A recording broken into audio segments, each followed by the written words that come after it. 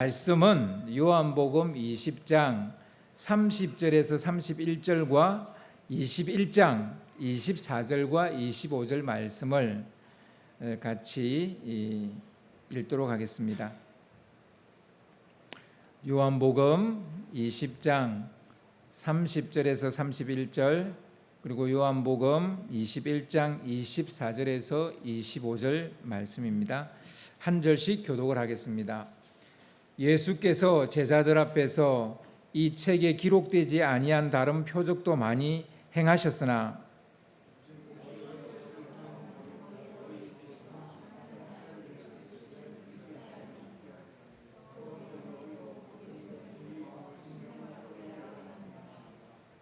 (21장입니다) 이 일들을 정언하고 이 일들을 기록한 제자가 이 사람이라 우리는 그의 정언이 참된 줄 아노라.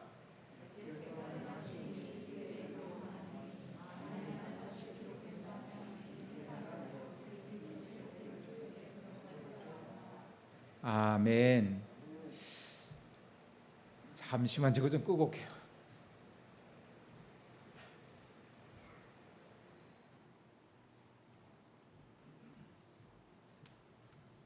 가을입니다. 많이 싸늘해졌어요. 이제 새벽이나 아침에는 제법 바람이 싸늘합니다. 그래서 여러분 이제 환절기가 시작되어지는데 여러분 건강 유의하시고 또 코로나도 아직까지 창궐하고 있는 중이니까 조심하시기를 바랍니다. 오늘은 커플링 동조 효과라는 제목으로 같이 말씀을 나누겠습니다. 방금 읽은 요한복음 20장 31절 말씀대로라면 요한이 요한복음을 쓴 목적은 칠흑 같은 밤에 환하게 뜬 보름달만큼이나 선명하다고 말할 수 있을 겁니다. 요한복음을 기록한 목적, 캄캄한 밤에 뜬 보름달 여러분 보셨죠? 그만큼 선명합니다. 사람들에게 예수가 하나님의 아들이시고 그리스도이심을 믿게 하려는 것, 이것이 요한복음을 쓴 목적입니다. 요한복음을 읽고 묵상하고도 이 사실을 믿지 못한다면 우리가 읽고 묵상한 것이 도루묵이죠. 여러분, 예수가 하나님의 아들이시고 그리스도이심을 믿습니까? 아멘. 요한복음 설교한 보람이 있네요. 이제 요한복음을 끝내려고 하는데 여러분 아멘 하신 걸 보니까 요한복음을 설교한 보람이 있네요. 사람들이 이 사실을 믿어야 하는 이유가 무엇일까요? 예수가 하나님의 아들이고 그리스도라는 사실을 사람들이 왜 믿어야 하는 걸까요? 예수가 하나님의 아들이든 말든 그리스도가 되든 말든 우리와 무슨 상관? 그렇게 생각할 수도 있잖아요. 아니 예수가 2000년 전에 유대인인 그 예수가 하나님의 아들이든지 말든지 그리스도이든지 말든지 그게 나와 무슨 상관? 여러분이나 여기에 서 있는 저나 이것을 우리가 믿어야 될 이유가 무엇입니까? 우리와 상관이 있는 이유가 무엇입니까? 요한은 이 사실을 우리가 믿어야 하는 이유를 이렇게 말합니다. 그 이름으로 생명을 얻기 때문이다. 아멘. 그 이름으로만 생명을 얻는 거예요. 여기서 생명은 영생을 말하는 겁니다. 물론 이 땅에서 생명도 포함되고요. 나하고 상관없는 게 아니에요. 이 세상에 생명과 상관없는 사람이 아무도 없습니다. 살고 싶어서 살지 죽고 싶어서 사는 사람이 있습니까? 그리고 얼마나 많은 사람이 조금 더 살라 그래요. 그러면서도 그 생명의 주관자 되시는 예수님이 나와 상관이 없다는 거예요. 그래서 그가 하나님의 아들이든 그리스도든 상관없다는 거예요. 아이러니하죠. 분명히 그분 안에 생명이 있는데 그분을 믿을 생각은 안 하고 자꾸 어떻게든지 조금 운동해서 조금 약 좀 잘 먹어서 더 오래 살려고 한다는 거예요. 이게 얼마나 웃긴 일이에요. 요한은 이 사실을 믿어야 그 이름으로 생명을 얻게 된다, 이렇게 말하고 있습니다. 요한은 그가 쓴 서신서 요한일서 5장 11절에서 12절에 이것을 다시 한 번 더 강조하고 있는데요. 좀 띄워주시기 바랍니다. 또 증거는 이것이니 하나님이 우리에게 영생을 주신 것과 이 생명이 그의 아들 안에 있는 그것이니라. 아들이 있는 자에게는 생명이 있고 하나님의 아들이 없는 자에게는 생명이 없느니라. 아멘. 하나님의 아들 예수가 그 사람 안에 있지 아니하면 생명이 없다는 거예요. 그 아들이 있어야만 생명이 있다는 거예요. 하나님이 우리에게 영생을 주셨는데 그 영생을 취할 수 있는 방법은 그의 아들 안에 있는 거예요. 그럼 그의 아들 안에 거하는 방법은 무엇입니까? 그의 아들을 우리 안에 모시면 되는 거예요. 예수님을 나의 구주로 영접하는 것이 믿는 것이고 그 안에 있는 것입니다. 예수님을 영접하는 것. 여러분 예수님을 영접하셨습니까? 여러분은 하나님 안에 있는 거고 예수님 안에 있는 겁니다. 근데 영접은 했다는데 자기가 하나님 안에 있는지 예수님 안에 있는지 모르겠다 이렇게 말하는 거예요. 영접했다면 이미 예수님 안에 있는 줄 믿으시기 바랍니다. 우리는 예수가 하나님의 아들이시고 그리스도이시다라는 이 명제를 믿기만 하면 돼요. 이 명제를 믿기만 하면 돼요. 그렇게 하기만 하면 영생을 얻습니다. 아멘.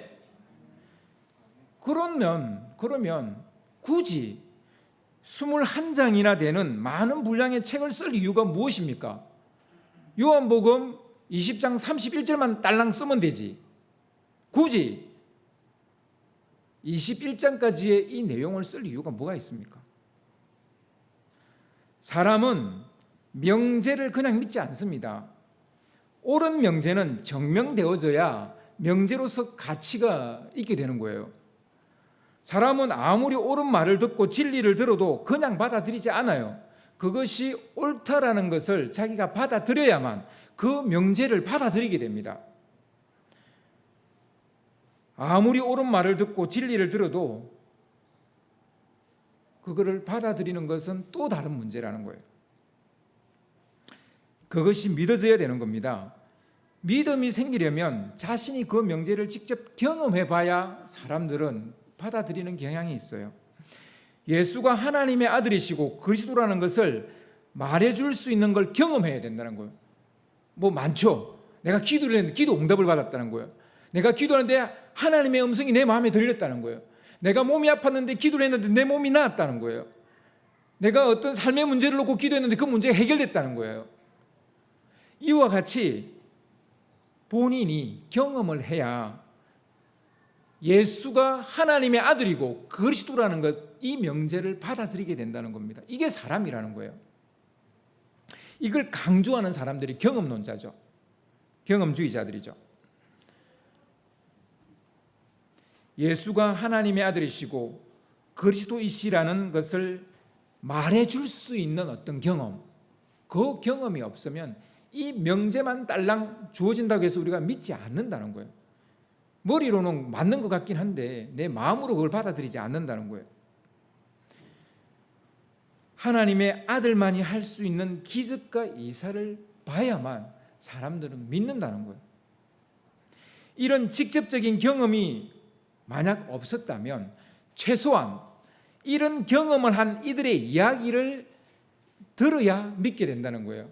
누군가의 간증을 듣는다든지 그런 하나님을 경험한 사람들의 이야기가 기록되어 있는 성경을 읽는다든지 이렇게 간접적인 또한 경험을 해야 믿음이 생기게 된다는 겁니다.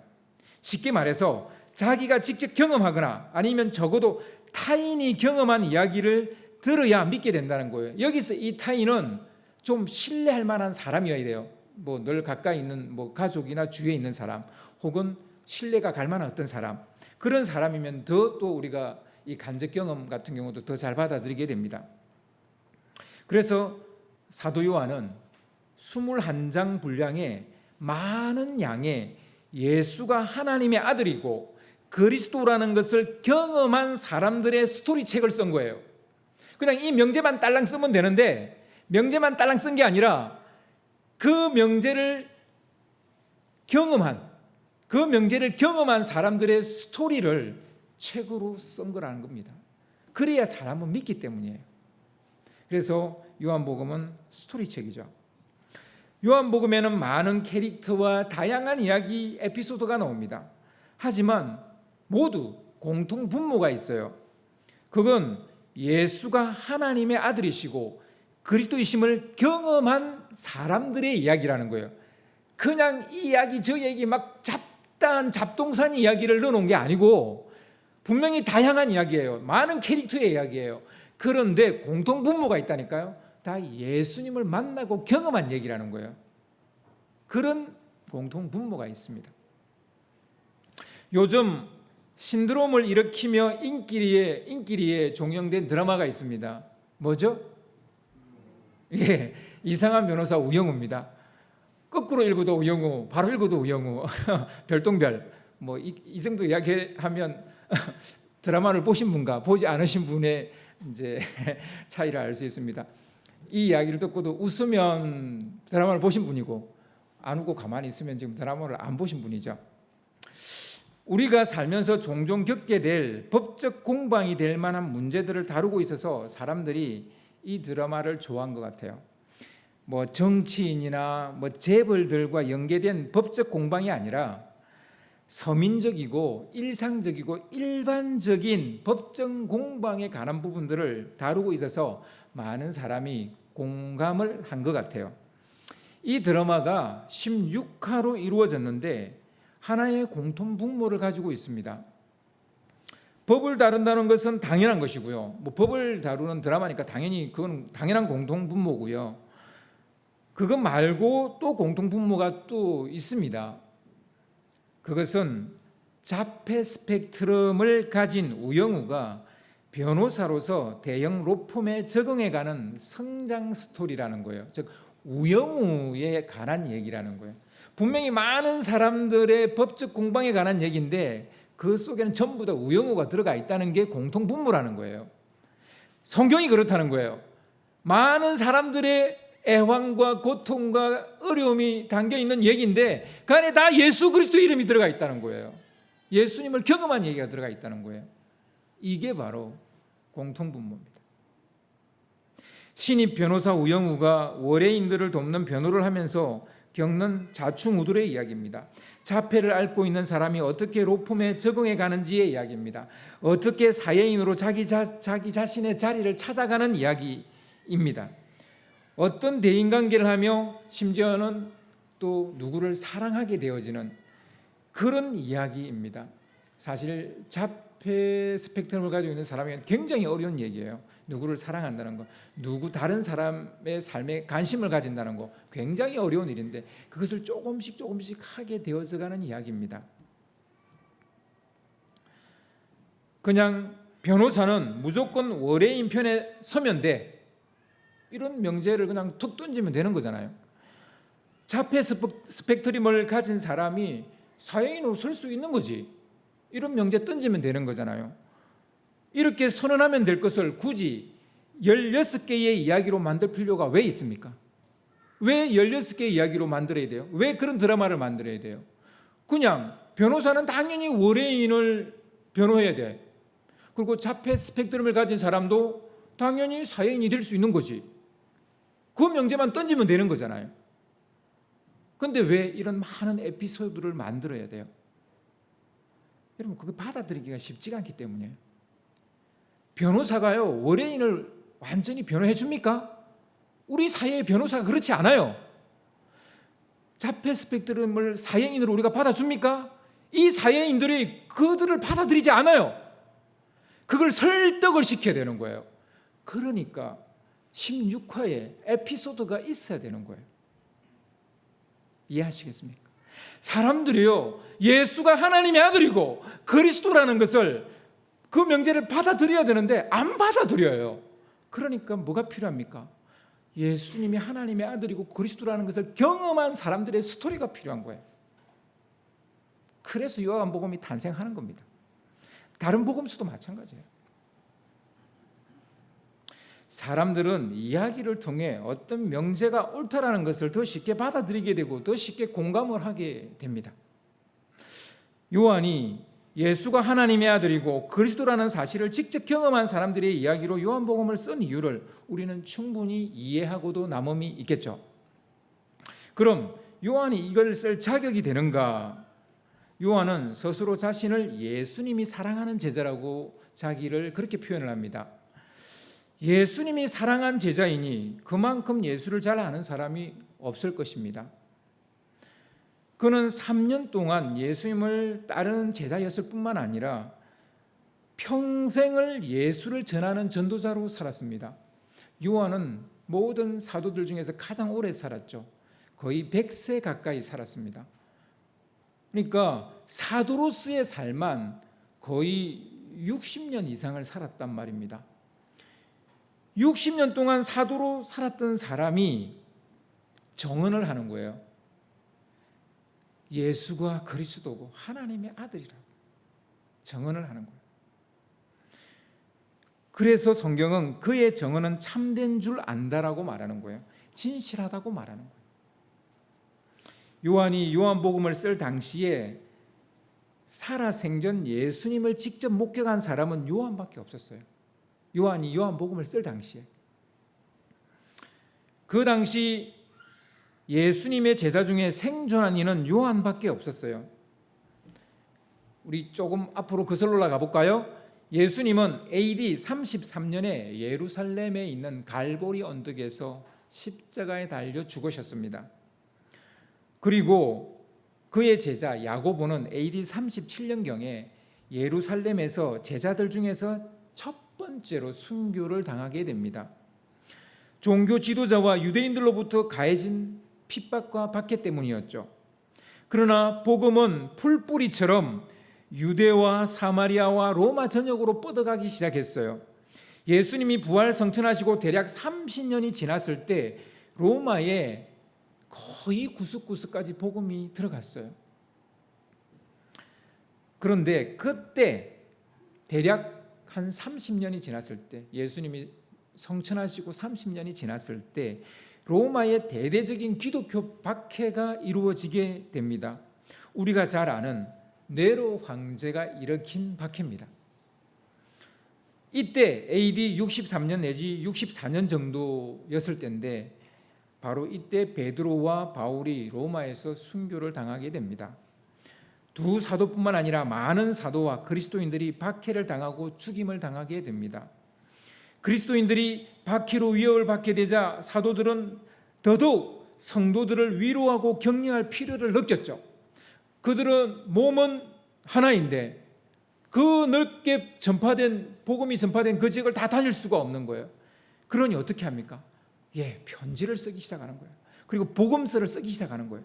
그래서 AD 63년, 64년 이점에 많은 서신서와 공간복음, 마태, 마가, 누가복음이 쓰여지게 됩니다. 그렇습니다. 그리스도인들이 박해로 위협을 받게 되자 사도들은 더욱더 이와 같이 성도들을 세우기 위해서 글을 쓰기 시작했다는 거예요. 다시 말하면 네로 황제가 일으킨 박해와 핍박으로 인해 수많은 서신서들과 공간복음이 쓰여졌다는 겁니다. 형장의 이슬로 사자의 밥으로 사라지기 전에 사도들은 복음의 정언을 기록물로 남기기 시작했다라는 것입니다. 그때 우리가 지금 읽고 있는 마태, 마가, 누가, 복음 이런 복음서도 쓰여진 것이죠. 네로 황제가 일으킨 박해가 있은 후 또 대략 30년이 지났을 때 또다시 강력한 박해가 로마 땅에 휘몰아치게 됩니다. 도미티안 황제가 일으킨 박해입니다. 이 박해가 기독교 역사상 가장 심한 박해였다라는 것이 이 대부분 기독교회사 그 역사학자들의 이야기입니다. 그때까지 살아남아 있었던 제자는 사도 요한밖에 없었어요. 당시에 복음은 너무나도 빠른 속도로 넓은 지역에 전파되었습니다. 그렇다 보니 지역에 따라 복음의 본질이 변형되거나 변질되어져 가고 있었던 것입니다. 복음이 전해진 지역에 있던 토착 종교의 영향을 받거나 그 지역의 사상과 철학의 영향을 받게 되면서 복음이 변질되어져서 이단들이 생기게 되고 유사 종교가 생기기 시작했습니다. 그 중에 가장 잘 알려져 있는 것이 영지주의라는 거죠. 영지주의가 심각할 정도로 복음 안에 침투해 들어오고 있었습니다. 홀로 남은 사도 요한, 사도 중에 홀로 남은 이 요한은 이중구에 시달려야만 했습니다. 도미티안 황제가 일으킨 박해도 이겨내야 되고 이단 사슬이 창궐하고 있는데 이 이단 사슬도 가려내야 되는 이런 이중구에 시달리고 있었습니다. 이것이 또한 요한이 요한복음을 쓴 이유이기도 합니다. 상황이 이렇다 보니 예수님이 누구신지에 대해서 어떻게 믿고 따라야 하는지에 대해서 더 치중해서 쓸 수밖에 없고 더 집중해서 쓸 수밖에 없었죠. 이것이 요한복음이 공관복음과 다른 이유입니다. 많이 다른 이유입니다. 오늘날 우리가 요한복음을 초신자들에게 먼저 읽으라고 권하는 이유는 더 쉽게 쓰여졌을 뿐만 아니라 예수님이 누구신지 그리고 어떻게 믿어야 하는지를 이전 복음서보다 더 초점을 맞춰서 썼기 때문입니다. 따라서 요한복음은 단순한 역사적 기록물 그 이상입니다. 복음만 쓴 게 아니에요. 예수님에 대해서만 쓴 게 아니에요. 당시 교회 공동체가 처한 상황들을 고려하면서 쓴 책이라는 것입니다. 그리고 두 번째로 요한복음은 고백적인 기록물이라는 사실이에요. 첫 번째는 스토리로 쓰여졌다는 거고 두 번째는 고백적인 기록물이라는 거예요. 그러니까 단순히 역사적 현상만 있었던 일만 쓴 게 아니라 고백적인 책이라는 겁니다. 유난히 많은 사람들의 고백이 나옵니다. 안드레의 고백이 있고요. 나다나엘의 고백이 있습니다. 요한복음 1장 49절에 보면 나다나엘의 고백이 나오는데요. 나다나엘이 대답하되 랍비여 당신은 하나님의 아들이시요 당신은 이스라엘의 임금이로소이다. 그리고 요한복음 3장 2절에는요 니고데모의 고백이 나옵니다. 그가 밤에 예수께 와서 이르되 랍비여 우리가 당신은 하나님으로부터 오신 성생인 줄 아나이다. 하나님이 함께 하시지 아니하시면 당신이 행하시는 이 표적을 아무도 할 수 없음이니이다. 그리고 요한복음 4장 29절을 보면 수가성여인의 고백이 나옵니다. 내가 행한 모든 일을 내게 말한 사람을 와서 보라. 이는 그리스도가 아니냐 하니. 그리고 요한복음 9장 11절에 보면 실로암 못에 가서 눈을 씻어서 맹인이 눈을 뜬 사람의 고백이 나옵니다. 대답하되 예수라 하는 그 사람이 진흙을 이겨 내 눈에 바르고 나더러 실로암에 가서 씻으라 하기에 가서 씻었더니 보게 되었노라. 그리고 요한복음 11장 27절에 보면 마르다의 고백이 나옵니다. 정말 유명한 고백이죠. 이르되 주여 그러하외다 주는 그리스도시요 세상에 오시는 하나님의 아들이신 줄 내가 믿나이다. 이게 요한복음을 쓴 목적이죠. 이 마르다의 고백. 그리고 요한복음 20장 28절에는 도마의 고백이 나옵니다. 도마가 대답하여 이르되 나의 주님이시요 나의 하나님이시이니이다. 예수님의 못자국 난 손과 허리에 그 창자국에 손을 넣어보고 이렇게 고백을 한 거예요. 나의 주님이시고 나의 하나님이십니다. 그리고 21장을 보면 요한복음 21장을 보면 베드로가 3번이나 주님을 사랑한다고 고백을 합니다. 요한복음은 예수님에 대한 이야기만 하지 않는 걸 빨리 캐치하셔야 돼요. 예수님을 만나고 그가 하나님의 아들이고 그리스도라는 사실을 경험으로 믿게 된 사람들의 이야기로 꽉 채워져 있다는 것을 우리가 알 수 있습니다. 어째서 요한복음이 다른 복음서보다 쉬우며 마음을 쉽게 열게 되는지 알게 되는 대목이죠. 요한복음 20장 31절 다음에 요한복음 21장 24절로 이어져야 문맥상으로 자연스럽습니다. 요한은 요한복음을 기록한 목적을 이야기하다 말고 그 사이에 갑자기 베드로의 고백 이야기를 넣었어요. 왜 그랬을까요? 문맥상으로 이상하잖아요. 어째서 이렇게 했을까요? 고백이 그만큼 중요하다고 판단했기 때문입니다. 요한복음은 예수라는 하나님의 아들이 이 땅에 오셔서 하신 일만 적어놓지 않았습니다. 그를 믿고 따르는 자들의 부족한 모습, 연약한 모습, 넘어지는 모습, 쓰러지는 모습, 나사빠지는 모습, 어리숙고 무지한 사람들의 모습 같이 나옵니다. 그리고 그들의 시행착오가 다 같이 나와요.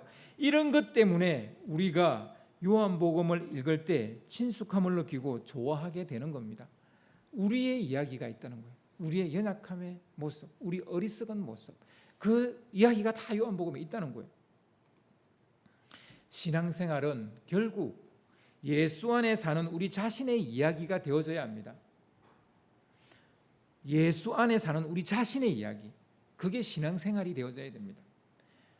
예수의 이야기로 끝나는 게 아닙니다. 우리의 고백이 들어가야 된단 말입니다. 그래서 고백적인 이야기라는 거예요. 요한복음은 오늘을 사는 현대 크리스찬들과 싱크로율이 거의 100%입니다. 요한복음은 그렇습니다. 그래서인지 쉽게 공감대가 형성되고 편하게 다가오는 것이죠. 아무튼 중요한 것은 고백이 녹아있지 않은 교리의 나열로 우리의 생각과 마음을 바꿀 수 없다는 거예요.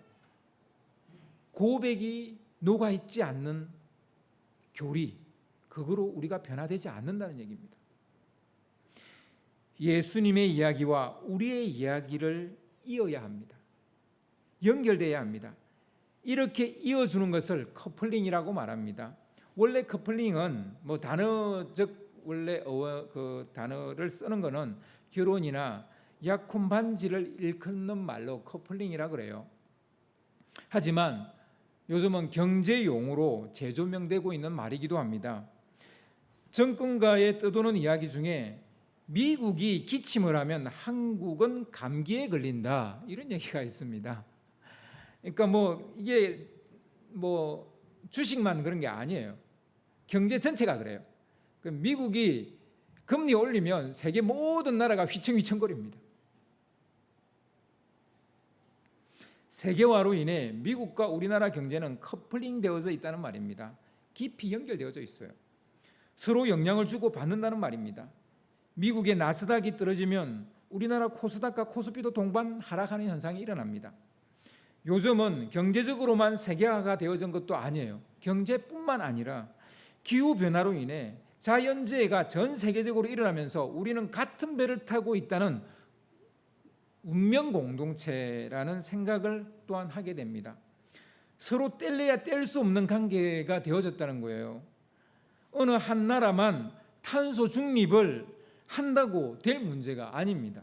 어느 한 나라만 화석연료를 안 쓴다고 될 일이 아닙니다.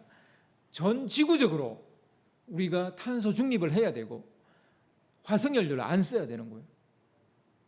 지금 우크라이나 전쟁 때문에 물가 상승이 전 세계에 동시에 일어나고 있습니다. 우리나라만 그런 게 아니에요. 분명히 말할 수 있는 것은 모든 나라가 커플링 되어져 있다는 겁니다. 다 연결되어져 있다는 거예요. 그게 세계화죠. 그래서 세계화가 무서운 거예요, 사실은. 그런데 흥미로운 것은 미국이 G2가 된 중국과 경제 갈등을 할 뿐만 아니라 그걸 넘어서 경제 전쟁을 치르고 있습니다. 미국과 유럽은 빠른 속도로 중국과 디커플링을 하고 있습니다. 커플링을 깨고 있습니다. 디커플링. 이것이 중국을 잡는 방법이라고 여기기 때문이에요. 미국은 세계 초강대국으로 남아있고 싶습니다. 저 개인적으로 저는 그냥 미국 주도의 세계가 그냥 있기를 원해요. 저도 개인적으로는. 그래야 또 혼란이 안 오기 때문이에요. 그런데 지금 중국이 치고 나오니까 지금 이제 미국이 중국과 디커플링을 하는 거예요. 사실 지금 우크라이나 전쟁도 미국이 중국과 러시아와 디커플링 하려고 지금 일어나고 있는 전쟁이라고 봐도 틀리지 않습니다. 그래서 겉으로는 이제 푸틴이 굉장히 잘못된 것처럼 우리가 이야기하지만 사실은 그렇지 않습니다. 미국이 이 러시아를 압박을 했기 때문이에요. 압박을 했기 때문에. 그러니까 러시아는 가만 앉아서 코 베일 수가 없으니까 일어나는 거예요. 그러니까 전쟁이 일어나는. 그러니까 우크라이나는 강대국의 전쟁터가 돼버린 거예요. 옛날 우리나라처럼. 옛날 우리나라 6.25 전쟁처럼 그렇게 돼버린 거예요. 그래서 우크라이나가 참 안타깝습니다. 우리 민족과 똑같은 것을 경험하고 있구나. 그런 걸 보니까 정말 안타깝죠. 커플링을 동조 효과라고 말합니다. 남의 행동에 영향을 받아 따라하는 현상을 동조라고 말하죠. 신호등이 빨간불인데 다니는 차가 없으면 기다리는 사람 중에 한 사람이 그냥 지나가 버립니다. 건너가 버리죠. 그러면 꼭 따라 건너는 사람이 있어요, 없어요? 있어요. 생깁니다. 이걸 동조 효과 혹은 커플링이라고 말합니다. 동조는 특정인이나 집단으로부터 직접적이거나 간접적인 영향을 받아 자신의 생각과 행동을 바꾸는 것을 말합니다. 원래는 그런 생각이 없었는데 이제 그 사람 따라하는 거예요. 동조를 하는 거죠. 남이 먼저 시작한 것을 따라하는 것은 그것이 안전하다고 판단되어서 자신도 그러한 행동을 선택하고 실행하는 겁니다. 이러한 동조는 복잡한 사고 과정을 단순화하는 긍정적인 면도 있습니다.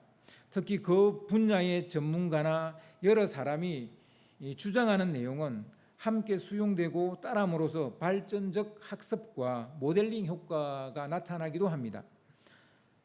동조 효과는 신뢰할 만한 권위나 권력을 가진 사람일수록 그의 주장과 행동에 더 큰 효과를 나타내기도 합니다. 인기 있는 유명 연예인이 등장하는 광고의 제품이 더 많이 팔리는 것도 일종의 동조 효과라고, 커플링 효과라고 볼 수 있겠습니다. 하지만 이 동조 효과가 부정적으로 사용되면 기존의 신념이나 가치에 위배되는 선택과 행동을 유발시킵니다. 그래서 나쁜 짓을 하고도 남들도 다 하니까 나도 했을 뿐이야, 이렇게 양심 없는 핑계를 대는 거예요. 다 하는데 뭐 나도 뭐 내가 했다고 내가 뭐 잘못했냐? 이렇게 이야기하는 겁니다. 집단의 비리나 부정에 자신이 서서히 물들어가면서 그릇된 가치관이 형성되고 오히려 집단에서 벗어나거나, 즉 잘못된 집단에서 벗어나거나 그 집단을 부정하거나 그 비리를 이야기하면 그 사람을 따돌림시키는 이런 비정상적 행동을 하고 또 그것을 정당화합니다. 누구나 부정적인 동조 효과의 피해자가 될 수 있습니다. 따라서 이럴 때는 디커플링을 해야 돼요. 좋은 것에는 커플링을 해야 되고요. 잘못된 것에는 디커플링을 해야 되는 거예요. 우리는 무엇에 커플링 할 것인지, 그리고 무엇을 디커플링 할 것인지 분명히 구별해야 돼요. 분별해야 됩니다. 우리는 무엇에 동조할 것인지, 어떤 것에 동조하지 않을 것인지 분명히 해야 됩니다. 성경은 우리가 동조해야 할 절대적 진리이고 생명의 말씀이고 구원의 길입니다. 아멘. 그래서 성경에 커플링을 해야 됩니다. 성경은 커플링을 해야 될 어떤 것에 속하는 거겠죠. 세상에는 우리가 디커플링 해야 될 것들이 참 많이 있습니다. 끊어버려야 될, 디커플링 해야 될 게 많습니다. 이것을 구별하지 못한다면 친구 따라 강남 가는 사람처럼 악인의 꾀를 쫓는 사람이 되고 말입니다. 그래서 시편은 이렇게 시작되는 거예요. 커플링과 디커플링. 원인의 길을 따를 것이냐, 악인의 꾀를 쫓을 것이냐. 시편은 그렇게 시작되고 있어요. 여러분, 시편을 늘 읽고 사랑하시지만 이것은 커플링과 디커플링의 이야기라는 거예요. 지금 우리 시편을 읽고 있잖아요. 여러분, 무엇에 커플링해야 될지, 무엇에 디커플링해야 될지, 무엇에 동조해야 될지, 무엇을 동조하지 말아야 될지, 이것을 구별하게 하는 것이 바로 성경 말씀입니다. 그래서 우리가 성경을 사랑해야 되는 거예요. 성경을 가까이 해야 되는 거예요.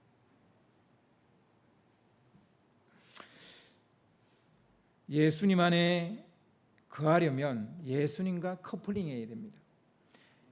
하나님과 그의 말씀에 동조하려면 먼저 세상과 마귀에 속한 것들, 그리고 악한 영들에 속한 것들과 디커플링해야 돼요. 먼저 그것들과 디커플링하고 예수님과 커플링해야 되는 겁니다. 이게 동시에 되지 않은 거예요. 성경을 읽고 이해하는 것만으로 동조화할 수 없습니다. 커플링 되었다고 말할 수 없습니다. 고백하고 그렇게 살아야 동조화가 이루어지고 커플링이 이루어지는 겁니다. 혹시 여러분의 신앙에 언제부터인가 고백이 사라졌습니까? 여러분, 고백이 사라진 지가 언제였습니까? 그렇다면 여러분은 커플링이 깨지고 있는 거예요. 커플링이라는 것은, 저 사람과 내가 커플이라는 것은 계속 고백하고 있다는 거예요. 내가 너 사랑해, 내가 너 신뢰해, 내가 너를 믿어, 나는 너가 잘 될 거라고, 나는 너를 믿어. 이건 커플링이 제대로 되고 있는 거예요. 이런 고백이 있는 것은. 그런데 언제부터인가 부부 사이에 이 고백이 사라졌어요. 뭐 그렇게 고백할 필요가 뭐가 있어? 그냥 사랑하는데, 같이 살고 있는데. 아니에요. 고백이 끊어지는 순간 커플링은 깨지고 있는 거예요. 지금 디커플링이 일어나고 있는 거예요. 여러분, 반드시 커플링에는 고백이 따라야 돼요. 아멘. 여러분, 예배 때마다 고백해야 돼요. 예배 때마다 주님 사랑합니다, 주님 사랑합니다, 주님께 생명이 있고 소망이 있고 능력이 있습니다, 고백해야 되는 거예요. 그냥 맹숭맹숭 밋밋하게 아무 고백 없이 와서 앉았다가 가버린다면 하나님과 여러분 사이에는 분명히 커플링이 깨지고 있는 거예요.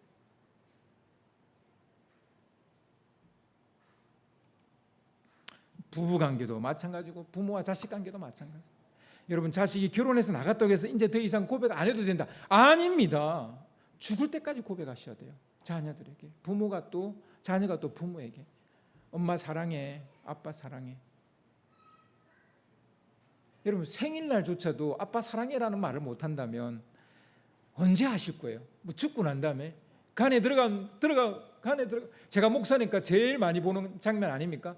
간에 들어가고 난 다음에 엄마, 아빠. 살아 있을 때 하세요. 살아 있을 때. 살아 있을 때 고백하세요. 살아.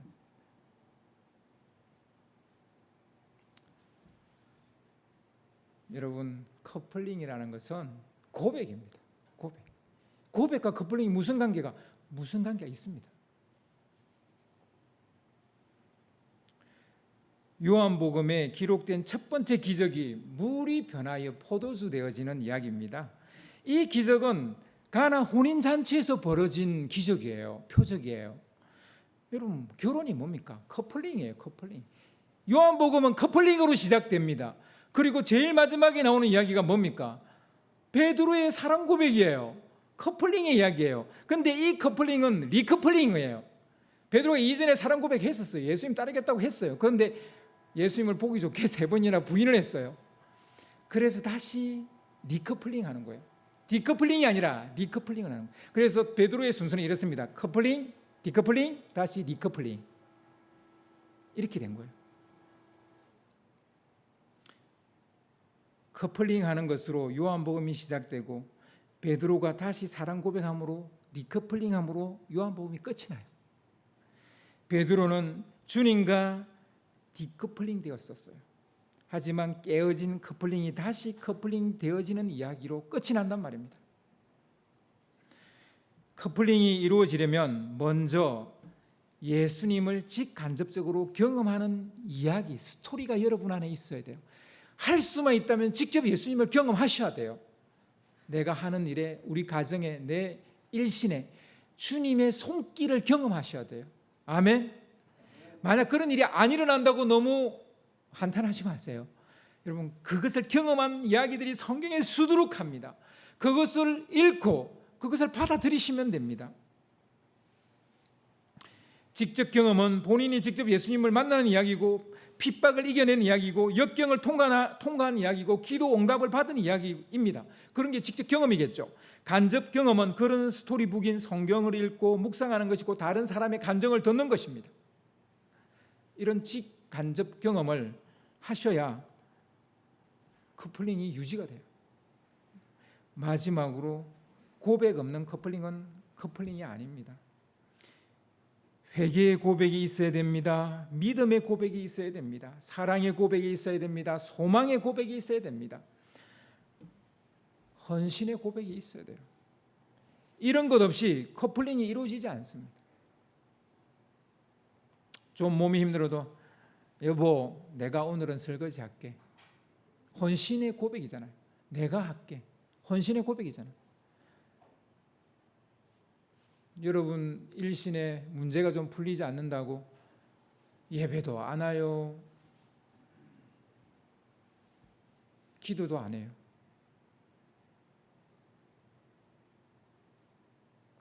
고백이 사라져버리는 거예요. 고백이.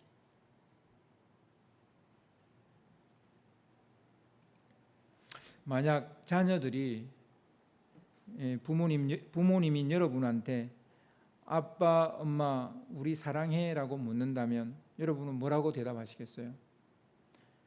대부분의 엄마, 아빠가 해줄 수 있는 말은 얘네들을 키우면서 있었던 스토리를 이야기해 줍니다. 다른 얘기 뭐 해줘요? 다른 말이 필요 없습니다. 네가 3살 때 밤에 막 그냥 넘어가는데 너를 덜쳐업고 응급실로 뛰어갔는데 맨발로 뛰어갔다. 그런 거 아닙니까? 그런 거잖아요. 그게 사랑이죠.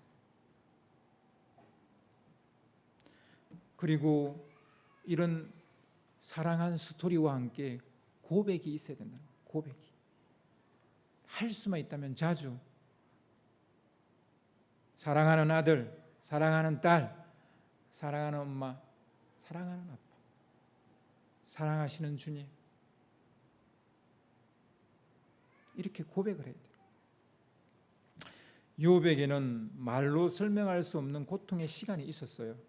그리고 모든 세대의 모든 영혼에 울림을 주는 고백을 하게 됩니다. 그 고통의 시간이 있었기 때문에 진정한 고백이 나오는 거예요.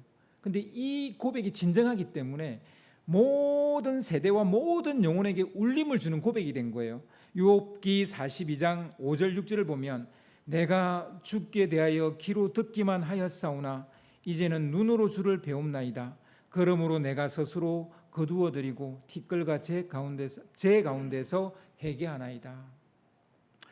자, 이 시간 우리 찬양하기를 원합니다. 철저히 무너진 삶 속에서 하나님 나에게 역사하시고 믿음의 시선을 허락하사 주를 주목하게 하시네. 때로는 견디기 힘들 때도 하나님 언제나 함께 하시며 은혜와 진리의 성령 주사 주만 바라보게 하시네. 내가 봅니다. 영원한 주를 봅니다. 기로 만들었으나 이제 봅니다. 내가 봅니다. 존귀한 주를 봅니다. 연약한 내 영혼이 이젠 주를 봅니다.